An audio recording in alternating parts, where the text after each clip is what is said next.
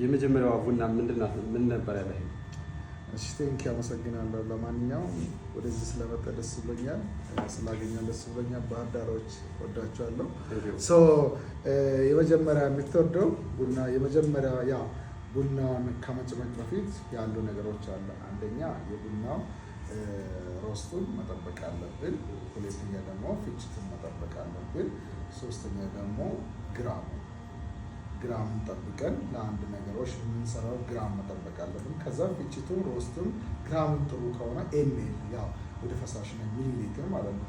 የመጀመሪያ እዚህ ከሚደርሰው ሬስትሬቶ ይባላል። ሬስትሬቶዎቹም በጣም ብዙ ተጠቃሚዎች ሬስትሬቶ ደግሞ ተጠቃሚ የሚባሉት ወደዚህ ወደ ባርሴሎና፣ ሪያል ማድሪድ እነዚህ ስፔኖች ሬስትሬቶ ይጠቀማሉ።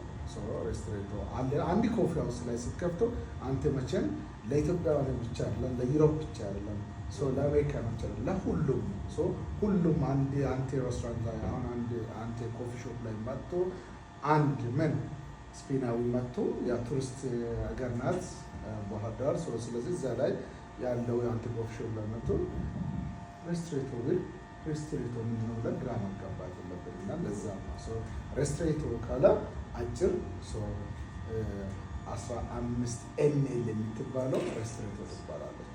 ቀጣይ ደግሞ አለው ሁለተኛ ደግሞ ምንድነው ስፕሬሶ ደግሞ ከ20 እስከ 30 ኤምኤል ድረስ አለችዋ ስፕሬሶ ትባላለች። ስፕሬሶ ከ20 እስከ 30 ኤምኤል። እዛም በኋላ የኛ የኢትዮጵያን የምንጠቀመው ብዛት ከነዚህ ውስጥ የመጨረሻው ምንድን ነው የሚባለው? ኢትዮጵያን ኮፊ ወይ ፉል ካፕ የሚባለው ሙሉ ሲኒ የሚባለው ይሄ ማለት ይሄንን የሚወክላል ማለት ነው። ሙሉ ሲኒ ማለት ነው። የኛ መጨረሻ እኛ ለስለስ ቀጠን አለ ነው። ቀጭንም ሳይሆን ቀጠን አለ ነው። ቀጭን ከተባለ ደግሞ አሜሪካን ነው። አሜሪካን ኮፊ ደግሞ ሞር 70% ውሃ ነው።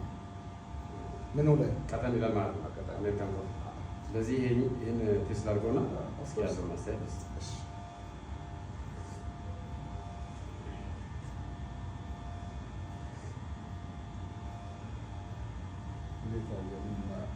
እዛ ቀረው ምንድን ነው? አይ ደጋግሜ የጠጣሁት ለምንድነው? ስለተመቸኝ ነው። ይህ ማለት በዚህ ልክ ከሆነ ሌሎችም ከአንተ ጋር መጥተው ሀሳብ ትምህርት ቢወስዱ እየተሻለ ይሆናል ብዬ አስባለሁ። ምክንያቱም እኛ ከባህር ዳር ድረስ አንተን መርጠን የመጣን በዘርፉ የተሻለ ክህሎትና እውቀትም ስላለ በተለያየ መንገድ ስላረጋገጥን ነው። አንተም የተለያዩ እንትኖችን እንደምታግዘን ተስፋ እናደርጋለን። እንግዲህ ባህር ዳር ላይ በብዛት ኮፊ ሃውሶች ኮፊ ሾፖች እየተከፈቱ ነው። ያው ኮፊ ሃውስ እና ኮፊ ሾፕ ይለያያል።